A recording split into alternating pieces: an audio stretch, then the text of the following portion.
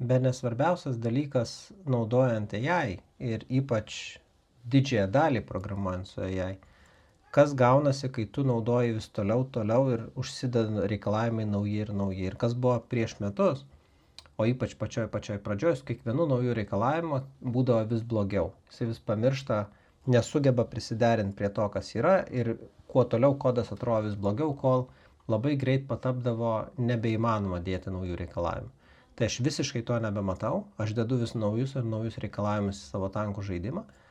Aš niekiek nematau kažkokių haliucinacijų ar nesusitvarkymų, aš matau kaip tik atvirkščiai. Ir turiu labai specifinį pavyzdį, kur man paprašius padidinti tanko dydį, aišku, jisai pakeitė konfigą, tank size, dvigubai gerai, bet aš žiūriu šiaip, jisai perėjo kodą ir kur buvo įhardkodintas skaičius, jisai pradėjo naudoti konstantą.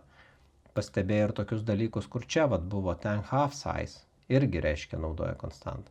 Tai čia tiesiog paprastas pavyzdys, kuris parodo, kaip gerai tvarkosi šiais laikais šitie AI modeliai su kodu.